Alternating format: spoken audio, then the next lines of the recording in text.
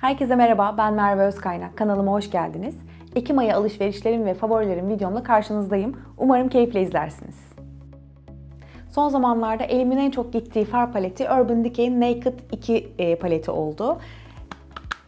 İçerisinde aslında sadece bu palete sahip olsanız gayet rahatlıkla birçok makyajı yapabilirsiniz. Çünkü siyah tonundan tutun en açık tona kadar, yani baz tona kadar birçok rengi içeriyor. Ben de daha çok böyle toprak tonlarını falan sevdiğim için dediğim gibi son zamanlarda en çok bu paleti kullanır oldum. En son hatta benimle hazırlanan videomda da Naked 2 paletini kullanmıştım. O yüzden bu ay özellikle bunu favorilerime eklemek istedim. Devam ediyorum. Şimdi size Watsons'dan aldığım, evet yanlış hatırlamıyorsam Watsons'dan aldığım Broadway Nails'ın kalsiyum içeren base coat'u, yani oje öncesinde sürdüğünüz tırnağınızın hem beslenmesini aynı zamanda da ojenizin kalıcı olmasını sağlayan bir alt kat bu. Böyle rengi pembe bir kat. Kesinlikle daha önce kullandığım böyle çok puding kıvamında diyeyim ve hani kurumayan alt katlar gibi değil. Sürdüğünüz anda anında kuruyor ve sanıyorum ki etkisini gördüm gibi bu kalsiyumlu olmasından ötürü. Bilmiyorum ona mı bağlamam lazım ama son zamanlarda tırnaklarım hiç olmadığı kadar uzamaya başladı. Ki ben fazlasıyla da kesiyorum, törpülüyorum da ama bayağı uzuyor. Ben de bu uzamasını bu Broadway Nails'ın bu base coat'una yordum. Estee Lauder'ın Limited Edition olarak çıkardığı ve Kim Kardashian'ın üvey kardeşi Kendall Jenner'la ortaklaşa yaptığı bir ruj olan Kendall Jenner's Shade. Yanlış hatırlamıyorsam evet. Keşke bu rujla yazın tanışmış olsaydım. Büyük ihtimalle tüm yaz boyunca hiçbir ruj sürmezdim. Sadece bunu sürerdim. Çünkü rengine, yapısına, kalıcılığına bayıldım. Gerçekten aşık oldum bu rujun rengine. Nar çiçeği mi desem, turuncu mu desem, böyle ikisinin karışımı, hem nar çiçekliği var içinde hem de turunculuk barındıran bir kırmızı gibi. Bildiğimiz, daha önce kullandığım MAC'in mat serisinin rujları gibi dudağınızın içine çok da doğmuyor. Evet, MAC'in rujlarını çok seviyorum ama mesela bunun matlığı çok daha kadifemsi ve pürüzsüz duruyor. Dediğim gibi çok bence yaza yakışan bir renk olduğu için yine de bu kış döneminde çok fazla sürmüyorum ama yine de arada böyle bir makyajlarda deniyorum acaba gideri var mı, olur mu diye. Çok güzel bir ruj. Galiba bunu yaza saklayacağım ama yine de göstermek istedim sizlere, favorilerime ekleyeyim diye. Belki tükenmeden almak istersiniz. Çünkü dediğim gibi limited bir koleksiyon bu. Bu mini minnacık çantaya atmalık oje kurutucu cilayı açıkçası çok sevimli olduğu için kuaförden satın aldım. Performansının bu kadar iyi olacağını hiç düşünmüyordum. Gerçekten çok sevimli ve cici duruyordu.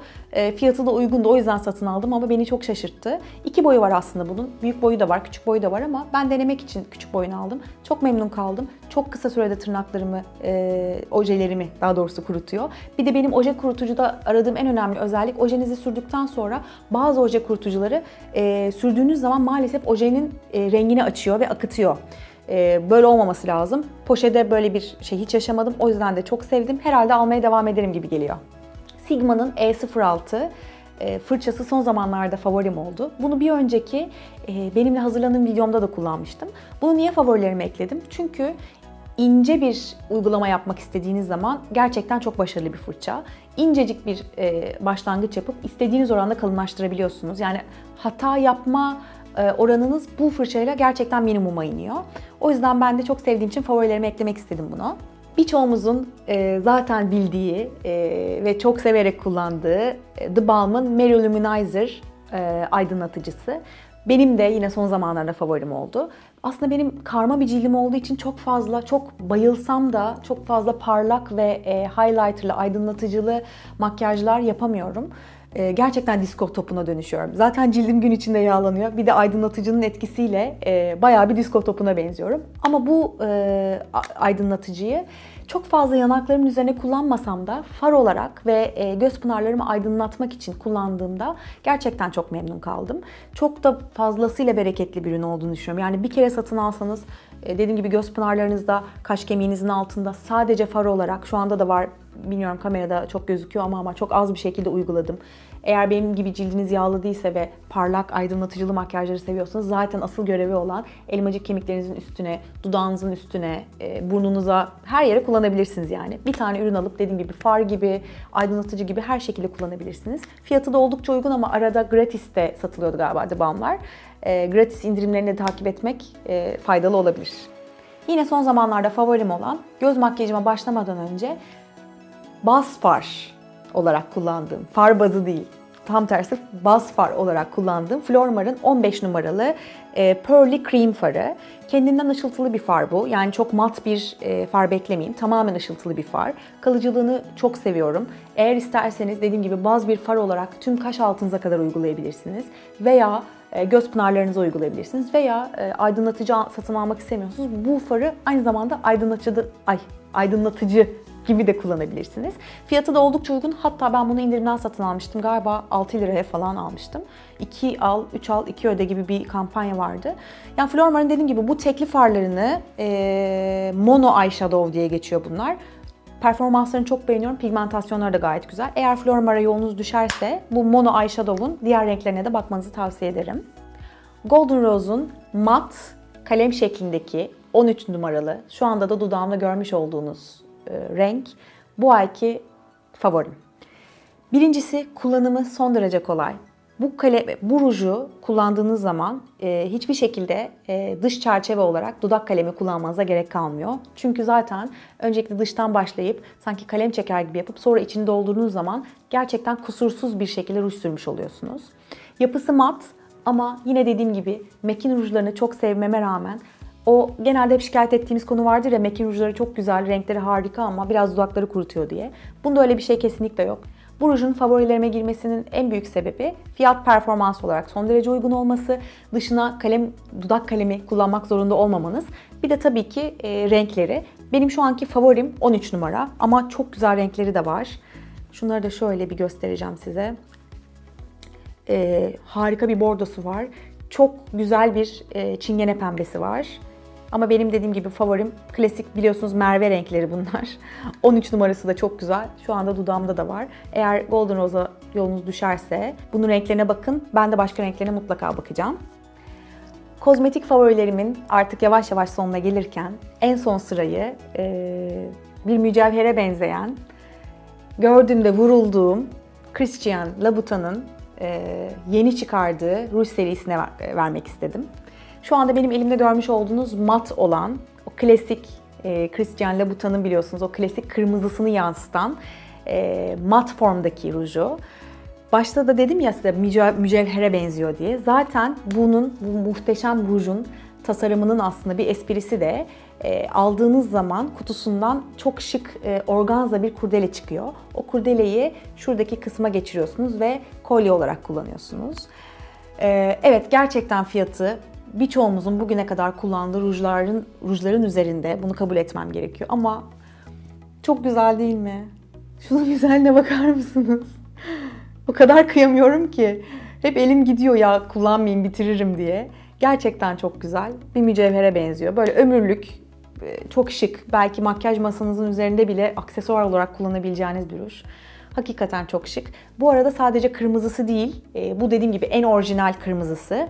Birçok rengi de var. Dudağımdaki tonlara benzer, Kinda Sexy'ye benzer birçok pembe tonu olduğu gibi aynı zamanda nude serisi de var.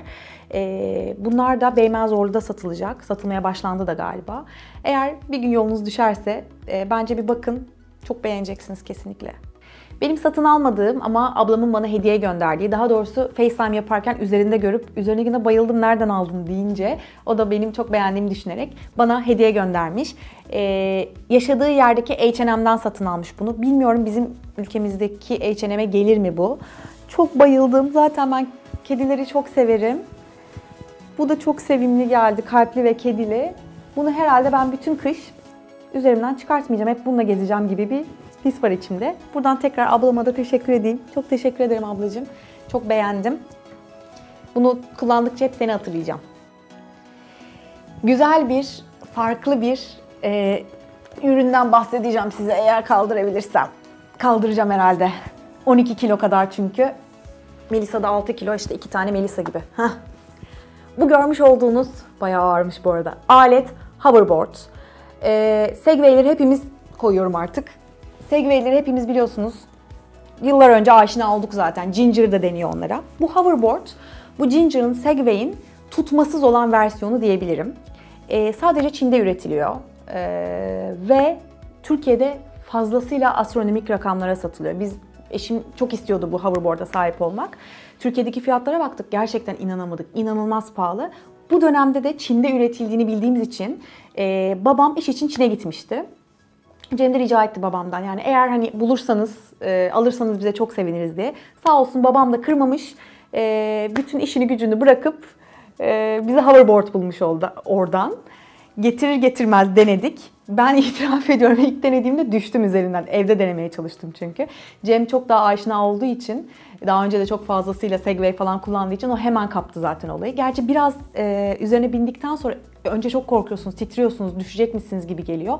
Segway daha sanki güven veriyor gibi insana, tutma kolu olduğu için, ama aslında o tutma kolunun hiçbir esprisi yok. Aynı mantık tamamıyla.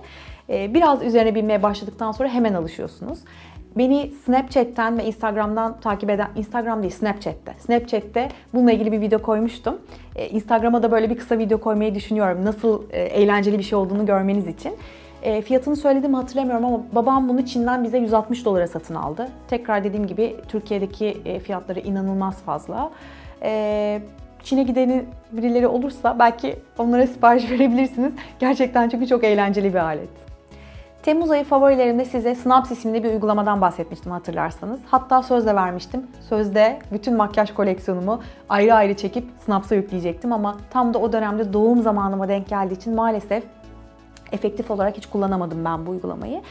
Şimdi yeniden güncellenmiş ve içerisine ilgi alanları ile ilgili bölümler gelmiş. İlgi alanından kastım nedir? Mesela nails. Tırnaklarla ilgili aklınıza ne geliyorsa çok güzel nail art'lar var. İşte beauty. Beauty'de birçok ruj, allık, yine bir sürü makyaj koleksiyonu paylaşan insanlar var. Woman style, sneakers, man style, işte ayakkabılar, çantalar sıra sıra gidiyor. Yani tek bir kişiyi takip etmektense mesela ilgi alanınız neyse bu ilgi alanını takip edip nelerin trend olduğunu görebiliyorsunuz. Ben de sizler için, o zaman söz vermiştim tutamadım ama artık eski oranla çok daha fazla zamanım var. Bugün oturdum, bütün ojelerimi ayıkladım tek tek, renklere ayırdım bunları. Hepsini tek tek çekeceğim ve Snaps'a yükleyeceğim. Eğer sizin de Snaps'a görmek istediğiniz ürünlerim varsa videonun açıklama kısmına da yorum olarak bırakırsanız çok sevinirim. Beni Snaps'tan takip etmek isterseniz de kullanıcı ismim Merve Özkaynak. Sizlerin Ekim ayı favorileriniz neler? Yorum olarak bırakırsanız sevinirim. Videomu beğendiyseniz lütfen beğenmeyi ve arkadaşlarınızla paylaşmayı unutmayın. Kanalıma yeni geldiyseniz makyaj, alışveriş ve stil videoları için lütfen abone olun. İzlediğiniz için çok teşekkür ederim. Yeni videolarda görüşmek üzere. Hoşça kalın.